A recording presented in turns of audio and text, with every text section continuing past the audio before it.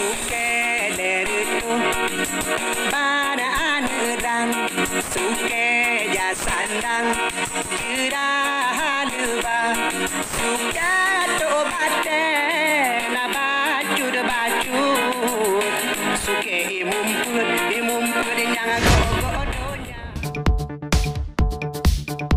suke leritu baan erang suke jasandang jerah haluba suke tok bate na bacut-bacut suke imumput yang gok-gok donya. Sebuah kalimat singkat dari lagu Rahli yang penuh teka-teki tentang makna yang terkandung dalam syair ini.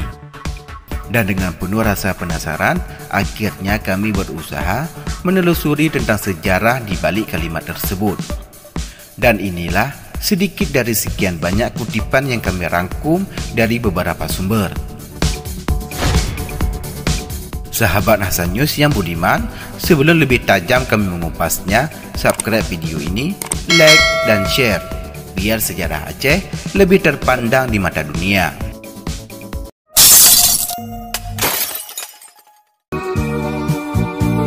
Apabila diartikan menjadi kaum 300 sebagai biji terang, sebangsa kacang tanah yang tumbuh setelah musim memotong padi.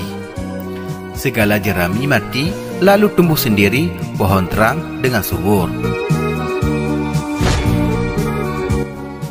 Kaum jasandang sebagai jerah haluba atau biji kelabat berwarna kuning. Biji ini digunakan untuk campuran menghilangkan bau hanyir. Biji tersebut lebih besar sedikit dari biji terang. Kaum jabate atau disebut dok bate bacut-bacut, yakni hanya sedikit. Kaum imumput, mereka yang mengguncang donya, maksudnya berpengaruh besar dan berperan penting dalam pemerintahan. Asal muasal sebutan Leritu atau 300 menurut cerita suatu ketika terjadi sengketa hebat antara golongan rakyat asli sekitar 300 orang dengan golongan pendatang Hindu sekitar 400 orang. Persengketaan hampir saja disusul dengan bentrok senjata antara dua golongan tersebut yang dipicu oleh kasus perzinahan. Namun di tengah kecamuk tersebut, hadirlah penengah untuk memberikan jalan keluar dari persengketaan yang berlangsung. Mereka yang bersalah akhirnya menerima keputusan, sehingga kesalahan mereka dimaafkan dan kedua belah pihak kemudian mengikat silaturahmi dengan akrab. Cerita ini memang tidak terjamin kebenarannya, karena ada pendapat yang menyatakan bahwa sebutan Leritu dimaksudkan 300 keluarga atau 300 pria yang sanggup berperang. Bahwa yang dimaksud di sini adalah persekutuan atau konfederasi zaman dulu dan pasti terjadi dalam masa kesukaran atau perjuangan bersama. Jasandang atau Tok Sandang, Ja atau Tu yang berarti nenek moyang. Kedua nama tersebut juga disebut Empe, dalam bahasa Melayu disebut Empu. Sedangkan Cut berarti kecil, dipakai untuk awal nama pria atau wanita terkemuka. Sandang yang sebenarnya berarti membawa sesuatu di bawah lengan yang diikat pada tali yang melingkar di bahu. Nama ini masih melekat pada seorang pria saudara lelaki dan banta dari Teku Nek yang sekarang disebut Teku Sandang. Selain ada cerita turun-temurun di kawasan Mukim ke-22, wilayah suku Pribumi Mante atau sering disebut sekarang daerah Lampana yang menceritakan bahwa ketika Sultan Al-Kahar berangkat ke Pidi untuk suatu pengamanan, maka melewati Mukim ke-22 Lampana dan mengalami kehausan, tiba-tiba saja dia bertemu dengan orang penyandang nira.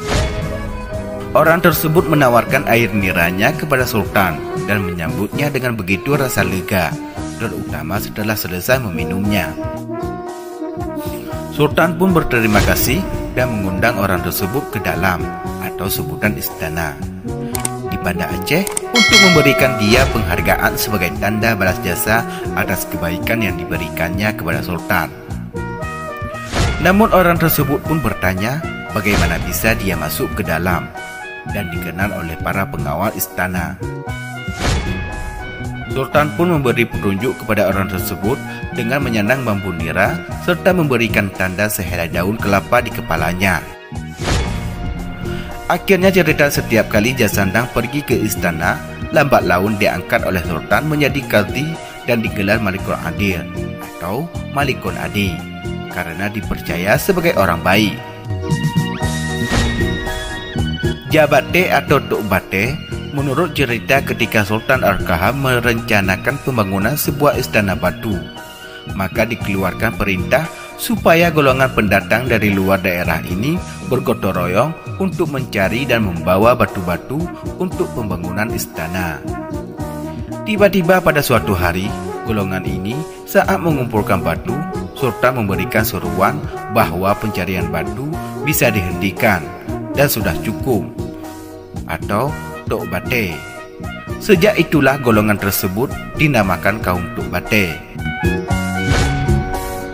Sedangkan kaum terakhir yang dikenal dengan Imam Pet atau 4 imam disebabkan karena mereka menempati 4 mukim, yaitu Tanah Abe, Lamlot, Montasik, dan Lamnga. Setiap mukim yang didiami dikepalai oleh seorang imam masing-masing, dan semuanya ada 4 imam sehingga menjadi Imam Pet. Memang jika dilihat lebih telisik, Imam Pet menunjukkan persekutuan berbeda dibandingkan 3 suke atau Lertu, Jasandang, dan Jabate. Perlu diketahui bahwa jabatan imam sama sekali terpisah dari kaum.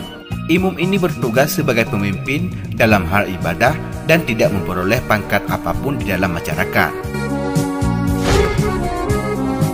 Orang Aceh adalah orang berjiwa kosmopolitan, alias bisa menerima siapa saja atau suku bangsa apapun. Untuk mengelompokkan etnisitas, sistem kerajaan Aceh menyusun kependudukan berdasarkan negeri asal suku bangsa tersebut. Sebagaimana dilukiskan dalam hadis Majah, Suke Lertuh Ba'an Terang, Suke Jasandang Jerah Haluba, Suke Tok Bate na bacut-bacut, Suke Imam Pet yang gok-gok donya. Harus diakui, tidak banyak orang memahami hadis Majah tersebut. Selain itu, juga ada imam yang menjadi kepala daerah atau mungkin adalah penguasa yang membentuknya, tentu ada hubungan dengan agama.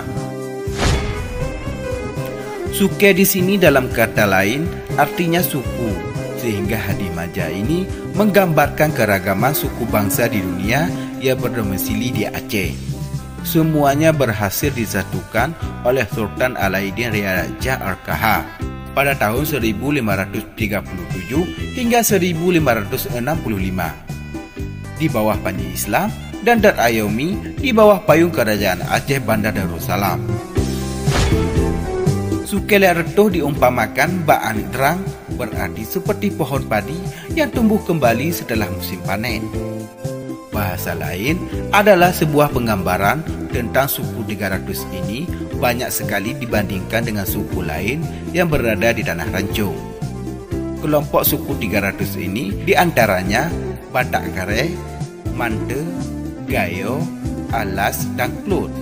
Sebagian Batak Kare saat ini berdomisili di Lampanah dan Lamdeba, Aceh Besar. Sedangkan pendatang dari India dan kawin dengan penduduk asli, mereka dikelompokkan dalam suku Jasandang. Marco Polo seorang pengembara Venetia, Italia, yang mengaku pernah tinggal di Kerajaan Pasai selama 5 bulan pada tahun 1292 Masehi di zaman pemerintahan Maliku Saleh. Dalam catatan hariannya, The Travel of Marco Polo melukiskan di Pasai banyak sekali berdomisili orang India. Mereka kawin dengan penduduk asli setempat.